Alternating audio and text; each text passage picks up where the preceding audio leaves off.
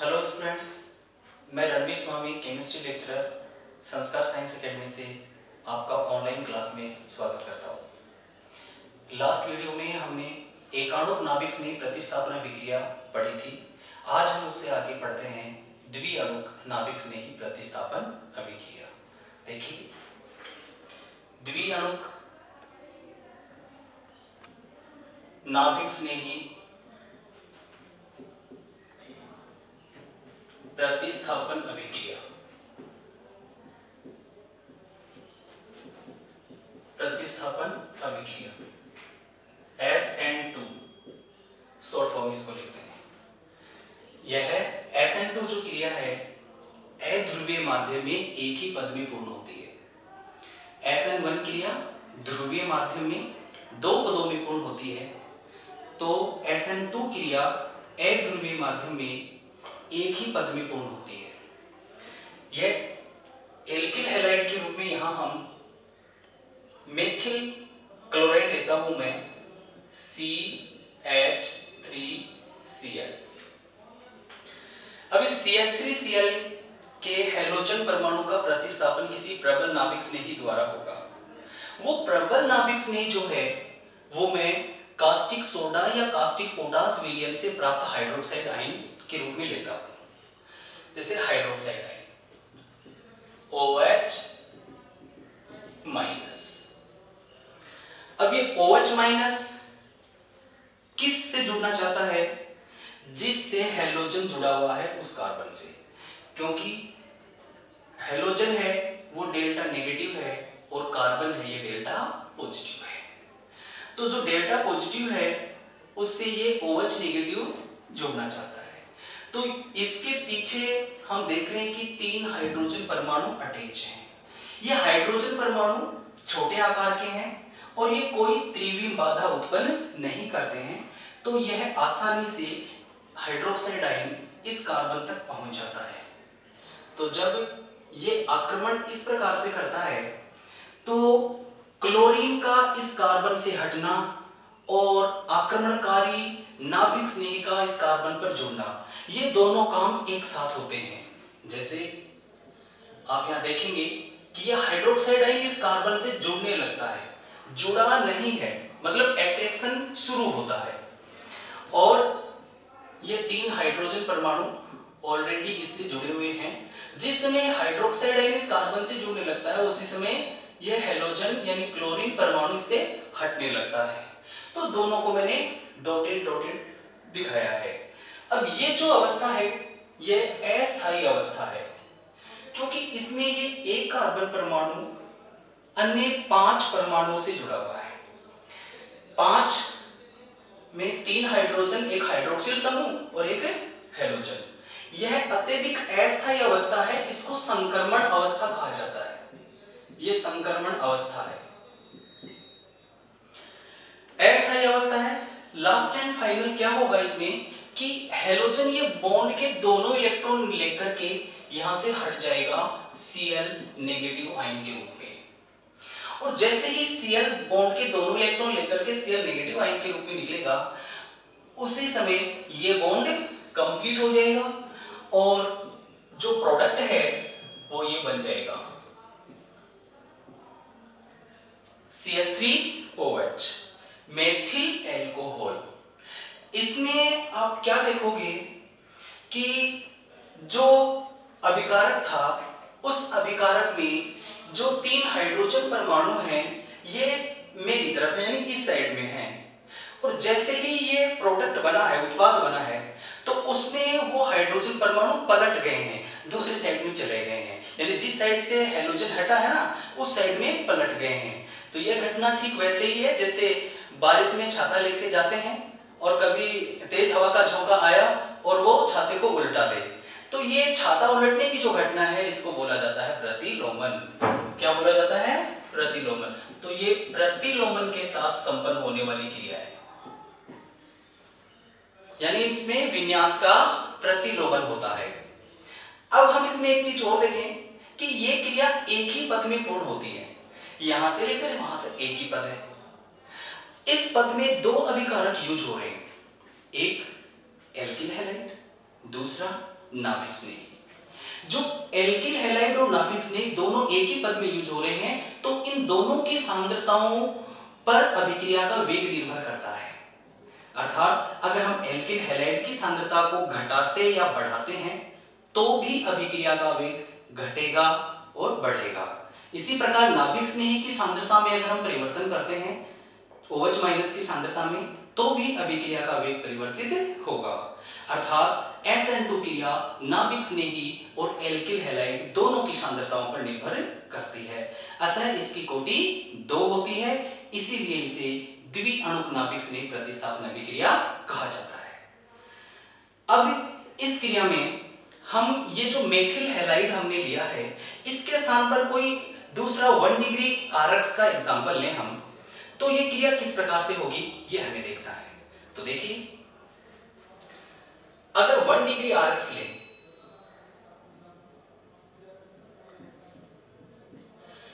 देखो CH H H H H और Cl। अगर 1 डिग्री आरक्स लेंगे तो ये CH3 CH2 Cl, ठीक है। 1 डिग्री आरक्स में CH3 CH2 Cl ethyl chloride होता है, इसके ऊपर OH माइनस का आक्रमण हो, OH माइनस का, तो ये OH माइनस का आक्रमण हो तो देखो ये एक जो मेथिल ग्रुप है, ये मेथिल ग्रुप इस OH माइनस के इस कार्बन तक पहुंचने के मार्ग में बाधा उत्पन्न करेगा, इसको बोलते हैं त्रिविम बाधा।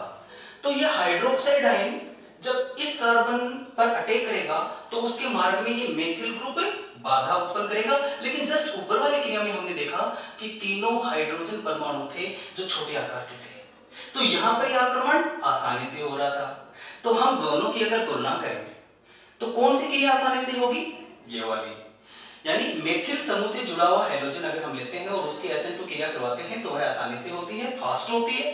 क्रिया 1 डिग्री आरक्स की भी हो जाएगी, इसमें यह आक्रमण हो जाएगा, लेकिन यह आक्रमण कुछ मंद गति से होगा, इसमें भी वही मध्यवर्ती के रूप में संक्रमण अवस्था बनेगी। देखिए, संक्रमण अवस्था में कार्बन जो हैलोजन से आबंधित होता है उसके साथ में आक्रमणकारी न्यूक्लियोफाइल जुड़ने लगता है, और जो पहले हैलोजन जुड़ा हुआ था वो हैलोजन दूर जाने लगता है, हटने लगता है। जैसे तो दोनों को डॉटेड रेखा में दिखाते हैं और इसे संक्रमण अवस्था कहा जाता है।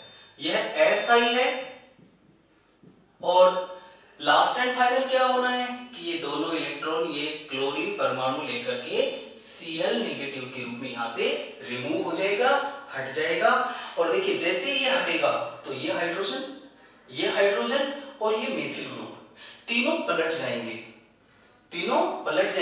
और ये जो डॉटेड बॉन्ड है ये परमानेंट हो जाएगा, पक्का हो जाएगा।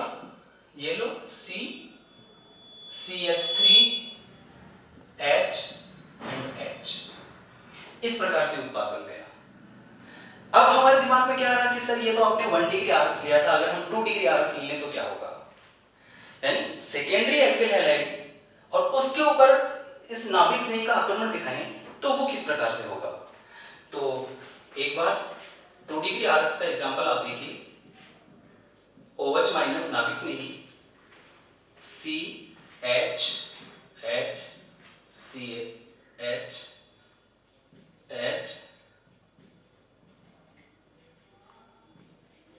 देखो ये आइसोप्रोपिल क्लोराइड मैंने लिया है, CH3 CH CH3 और सेकेंड नंबर वाले कार्बन से Cl जुड़ा हुआ है। तो अब ये OH माइनस जो है, ये OH माइनस कहां आक्रमण करना चाहता है, इस कार्बन पे, इस पे जुड़ना चाहता है। लेकिन अब इसके मार्ग में कितने समूह हैं जो बाधा उत्पन्न करेंगे, ये दो।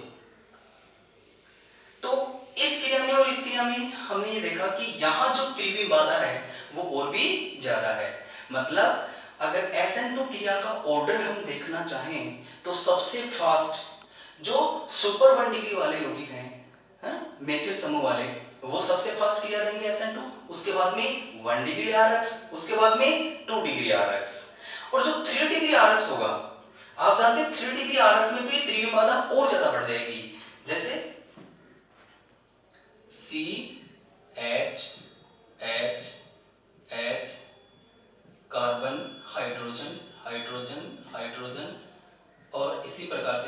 यहाँ पर मेथिल ग्रुप, और इसके ऊपर अगर OH माइनस का आक्रमण करवाना हो तो आप देख पा रहे हैं कि यहाँ पर देखो कितने एल्किल ग्रुप हैं जो इसके मार्ग में बाधा बनेंगे, ये देखिए। तो इस कार्बन तक OH माइनस का पहुंचना मुश्किल ही नहीं नामुमकिन है, मतलब ये क्रिया नहीं होगी। तो ये क्रिया किस प्रकार से होगी, इसे अपना रास्ता चेंज करना होगा। ये SN2 प्रकार से नहीं, SN1 तरीके से हो जाएगी, SN1 क्रिया विधि से हो जाएगी, और वो हम पहले पढ़ चुके हैं। तो अगर हमें कोई ऑर्डर पूछे कि SN2 क्रिया का ऑर्डर क्या है, तो हम उस ऑर्डर में क्या बताएंगे कि सबसे फास्ट जो रिएक्शन देगा वो कौन देगा, CH3X, इसके बाद में 1 डिग्री, इसके बाद में 2 डिग्री, और सबसे स्लो 3 डिग्री।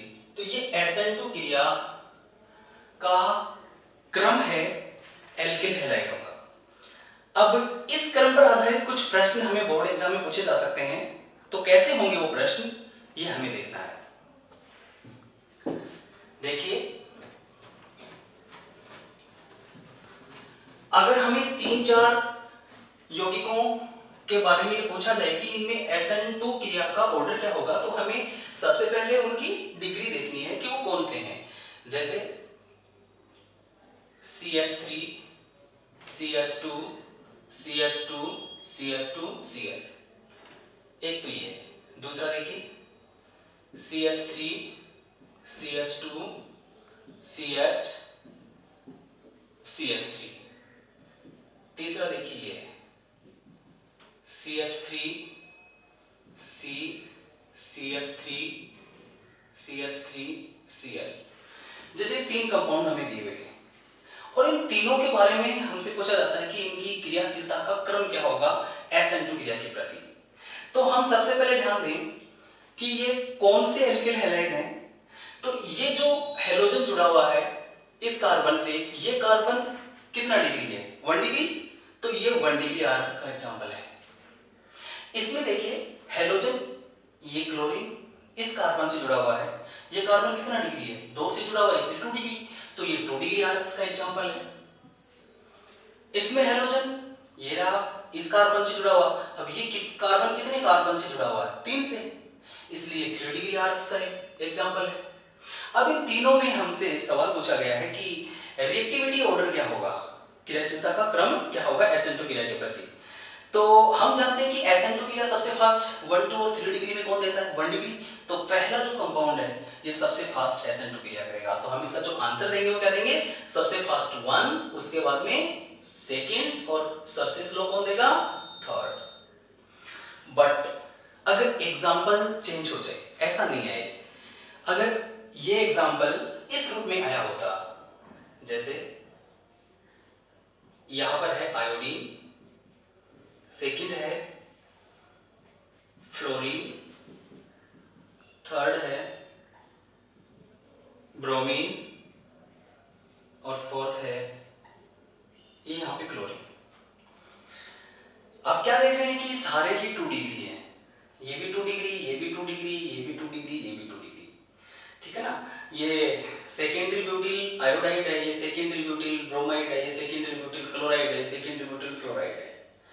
बेटे जी सारे ही 2 डिग्री हैं, तो हम इस ऑर्डर के अकॉर्डिंग हम क्रम कैसे बनाएं, तो इसका आंसर कैसे देंगे आप कि जब सारे कंपाउंड 2 डिग्री हैं तो उनमें फिर हैलोजन का जो अंतर है उसके आधार पे हमें आंसर देना है कि कौन अधिक क्रियाशील होगा SN2 क्रिया के प्रति। तो आप ये जानते हो कि क्रिया जब होती है तो उसमें जब तक पुराना बॉन्ड नहीं टूटेगा तब तक नया बॉन्ड नहीं बनेगा। तो पुराना बॉन्ड अगर फास्टली टूट जाता है, जल्दी टूट जाता है, तो नया बॉन्ड भी जल्दी बन जाएगा। तो आप इनमें देखिए कि कार्बन से आयोडीन जुड़ा हुआ है, यहां कार्बन से फ्लोरीन, यहां कार्बन से ब्रोमीन, और यहां कार्बन से क्लोरीन। तो कौन सा हैलोजन है जो आसानी से रिमूव होता है? ये आपने जब CH साबुन की प्रकृति पढ़ी थी उस समय मैंने क्लास में बताया था। देखो कार्बन इससे जुड़ा है फ्लोरीन, कार्बन अगर इससे जुड़ा हो क्लोरीन, तो क्लोरीन फ्लोरीन से बड़ा है। अगर कार्बन इससे जुड़ा हो ब्रोमीन, तो ब्रोमीन क्लोरीन से भी बड़ा है, और कार्बन अगर उससे जुड़ा है आयोडीन तो आयोडीन और भी बड़ा है। तो हम जानते हैं कि जो समान परिवारों में जो रिश्ता बनता है वो अधिक स्थायी होता है, ज्यादा चलता है। तो देखो ये समान है, कार्बन फ्लोरीन है ना, समान एटॉमिक साइज, लगभग समान। तो ये जो बॉन्ड है सी और एफ का, ये स्ट्रॉन्ग है। और सबसे कमजोर बॉन्ड कौन सा है, सबसे वीक बॉन्ड कौन सा है, सी एंड आई। क्योंकि देखो ये एटॉमिक साइज सी और आई के बीच बहुत, ये छोटा है, ये बहुत बड़ा है। तो ये जो कमजोर बॉन्ड है, जो वीक है ना, वो आसानी से टूटेगा, और जो आसानी से टूट जाएगा वो क्रिया भी आसानी से कर लेगा। तो इन चारों में जो सी आई है, ये बॉन्ड सबसे कमजोर होने के कारण जो पहला कंपाउंड है वो सबसे आसानी से क्रिया करेगा, मतलब सबसे फास्ट क्रिया करेगा। तो इन चारों में जो क्रियाशीलता का क्रम होगा उसमें सबसे फास्ट होगा, फास्ट, क्योंकि उसमें आयोडीन हैलोजन है जो आसानी से हटने वाला है।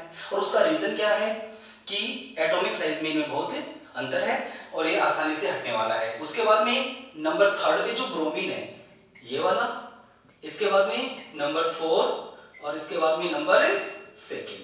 तो इस प्रकार से आप लोग ये बताएंगे कि यहां अगर हैलोजन की भिन्नता होती है तो SN2 का क्रम इस प्रकार से होता है, और इसी प्रकार से अगर ये सवाल SN1 के लिए भी हमसे पूछा जाता है तो हैलोजन के अंतर के आधार पर यही आंसर SN1 क्रिया का भी होता है। ठीक है बेटा, आज बस इतना ही। Thank you.